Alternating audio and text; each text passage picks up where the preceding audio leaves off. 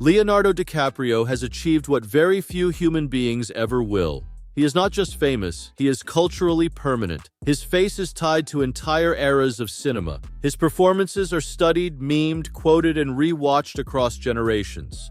From Titanic to The Wolf of Wall Street, from Inception to The Revenant, DiCaprio didn't just survive Hollywood, he mastered it. And yet after decades at the top, after wealth beyond comprehension, awards beyond validation, and influence beyond necessity, one question continues to shadow his name more persistently than any box office stat or Oscar narrative. Will Leonardo DiCaprio ever get married? Eventually when the time is right. Absolutely, yeah. But does married life seem a little boring to you? Does it seem boring? A little sedate? No, I've seen interesting marriages and I've seen not interesting marriages. On the surface, it sounds like a tabloid obsession. But the reason this question endures is because DiCaprio represents something rare in modern celebrity culture. A man who has access to everything, yet refuses the one institution society still treats as inevitable. Marriage, for most people, is a milestone. For DiCaprio, it has remained optional, perhaps intentionally so. To understand why, you have to look beyond gossip and age gap jokes. You have to look at how DiCaprio has engineered his life, his identity, and his relationship to control, freedom, and time. Because Leonardo DiCaprio didn't accidentally avoid marriage. He designed a life where it was never required. A life built on optionality, not obligation. DiCaprio's romantic history is well documented, but rarely understood. Over the years, he has been linked to some of the most high-profile women in fashion and entertainment. These relationships often last years, not months. They are not chaotic, abusive, or scandal-driven. They end quietly, without public feuds, without courtroom battles, without reputational damage. That pattern matters. Marriage is not just about love. It is a legal structure, a financial structure, a public structure. It creates permanence, shared liability, and mutual exposure. DiCaprio has spent his entire adult life minimizing exposure. After Titanic turned him into the most recognizable young man on Earth, DiCaprio witnessed firsthand what fame does when it consumes identity. He watched peers collapse under pressure, lose creative leverage, get trapped in public narratives they couldn't escape.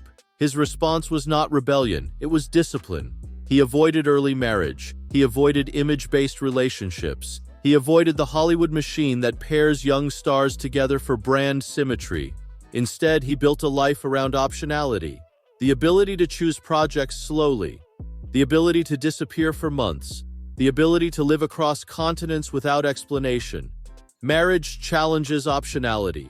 It introduces negotiation where autonomy once existed. For most people, that trade-off is worth it. For DiCaprio, whose entire career is built on creative independence and personal insulation, the cost-benefit equation looks different. This is not immaturity, it is intentional design. DiCaprio does not reject commitment. He rejects obligation that limits movement. His relationships demonstrate loyalty within boundaries, intimacy without entanglement, depth without institutional permanence. That is not fear, it is philosophy. What do you want to do before you turn 50? Good question. You know what? Just one more movie. One more movie. He'll do it. Hollywood, risk, and the fear of losing control. Another uncomfortable truth rarely discussed is that DiCaprio grew up watching marriage fail at the highest levels. Hollywood divorces are not quiet affairs. They are public negotiations involving money, image, access, and legacy. He has seen powerful men lose privacy, leverage, and peace through relationships that became transactional under pressure.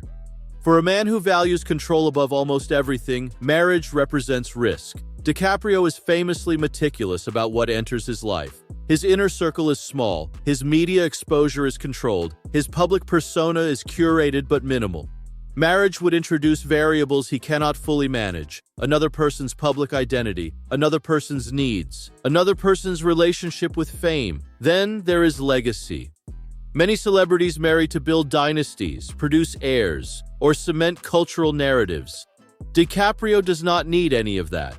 His legacy is already immortalized in film history. He doesn't need a family name continuation to justify his success. He doesn't need marriage to legitimize adulthood. There is also his activism, which is not a side hobby but a defining mission. His environmental work requires global movement, irregular schedules, long-term focus, and personal sacrifice.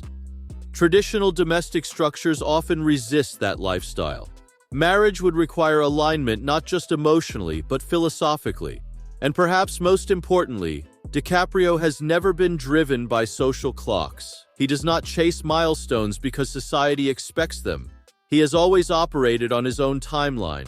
When marriage becomes optional rather than expected, it loses its inevitability. Could marriage still happen? Despite everything, the possibility remains. And that's what keeps the question alive. People change. Priorities shift. Time reframes desire. DiCaprio today is not the man he was at 25 or even 35. He works less, chooses projects more selectively, values privacy over exposure more than ever. The frantic pace of early stardom has slowed into intentional living. That alone creates space where marriage could theoretically exist. But if DiCaprio ever marries, it will not resemble a traditional celebrity wedding. It would not be performative. It would not be branded. It would not be public property. It would be quiet, controlled, and deliberately unremarkable. That would be the point. A marriage not designed for consumption, but for stability. For it to happen, the relationship would need to offer something DiCaprio cannot already access. Emotional grounding without loss of autonomy, partnership without public ownership, permanence without surveillance. That is an incredibly rare alignment, but not impossible. There is also the possibility that DiCaprio already knows the answer and simply hasn't shared it. In a culture where celebrities monetize every milestone, his refusal to turn personal life into content is itself a declaration of independence. Marriage for him would never be a spectacle. It would be a private decision made far away from cameras. The truth about Leonardo DiCaprio and marriage. So will Leonardo DiCaprio ever get married? The most honest answer is this: he doesn't need to, and that's exactly why it could still happen. Marriage often emerges from pressure.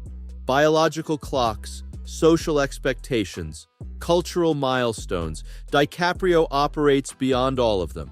If he marries, it will not be because it completes him, stabilizes him, or validates him. It will be because it adds something genuinely new. That makes the probability lower than average, but it also makes the outcome more meaningful if it happens.